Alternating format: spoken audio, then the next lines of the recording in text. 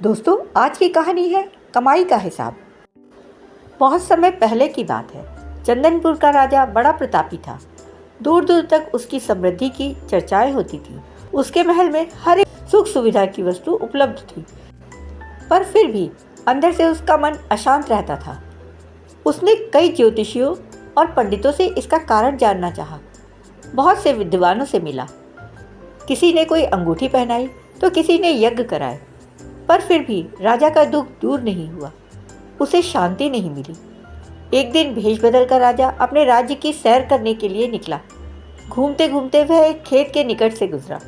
तभी उसकी नज़र एक किसान पर पड़ी। किसान ने फटे पुराने वस्त्र धारण कर रखे थे और वह एक पेड़ की छांव में बैठकर भोजन कर रहा था।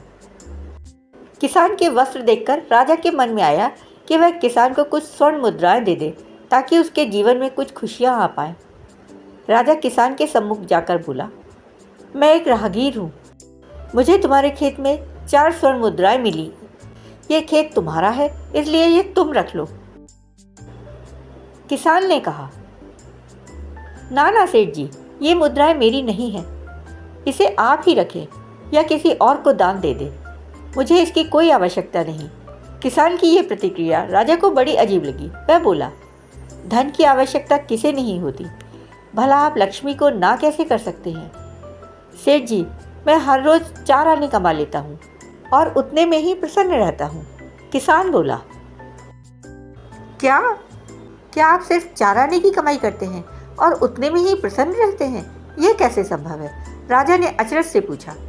सेठ जी, किसान बोला, प्रसन्नता इस बात पर निर्भर नहीं करती कि आप कितना कमाते हैं या आपके पास कितना धन है। प्रसन्नता उस धन के प्रयोग पर निर्भर करती है। तो तुम इन 4 आने में क्या क्या कर लेते हो? राजा ने उपहास के लहजे में प्रश्न किया।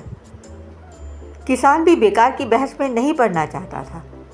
उसने आगे बढ़ते हुए उत्तर दिया, इन 4 आनों में से एक आना मैं कुएं में डाल देता हूँ, दूसरे से कर्ज चुका देता हूँ, तीसरा उधार में दे देता हूँ और चौथा मिट्टी में गाड़ देता हूँ। राजा सोचने लगा। उसे यह बात समझ नहीं आई। वह किसान से इसका अर्थ पूछना चाहता था, पर वो जा चुका था। राजा ने अगले दिन ही सभा बुलाई और पूरे दरबार में कल की घटना कह सुनाई और सबसे किसान के उस कथन का अर्थ पूछने लगा। दरबारियों ने अपने अपने तर्क पेश किए और कोई भी राजा को संतुष्ट नहीं कर पाया। अंत में राजा ने किसान को दरबार में बुलाने का निर्णय लिया। बहुत खोजबीन के बाद किसान मिला और उसे कल की सभा में प्रस्तुत होने का निर्देश दिया गया। राजा ने किसान को उस दिन अपने भेष बदलकर भ्रमण करने के बारे में बताया और सम्मानपूर्वक दरबार में बिठाया। राजा ने कहा, मैं तुम्हारे उत्तर से प्रभावित हूँ और तुम्हारे 4 आने के हिसाब को जानना चाहता हूँ। बताओ, तुम अपने कमाए हुए 4 आने किस तरह खर्च करते हो, जिससे तुम इतना प्रसन्न और संतुष्ट रह पाते हो? राजा ने प्रश्न किया। किसान बोला, हुजूर, जैसा कि मैंने बताया था, मैं एक आना कुएं में डाल देता हूँ, यानी अपने परिवार के भरण पोषण में लगा देता हूँ।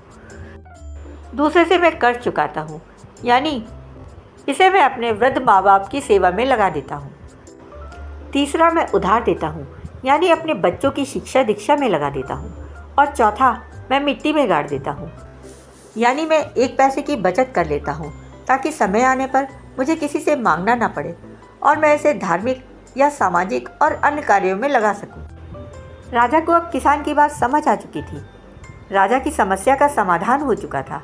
वह जान चुका था कि यदि उसे प्रसन्न और संतुष्ट रहना है तो उसे अपने अर्जित किए हुए धन का सही उपयोग करना होगा। दोस्तों, देखा जाए तो पहले की अपेक्षा लोगों की आमदनी बढ़ी है, पर क्या उसी अनुपात में हमारी प्रसन्नता भी बढ़ी है? पैसों के मामले में हम कहीं ना कहीं गलती कर रहे हैं। लाइफ का बैलेंस बनाना ज़रूरी है और इसके लिए हमें अपनी आमदनी और उसके इस्तेमाल पर ज़रूर गौर करना चाहिए।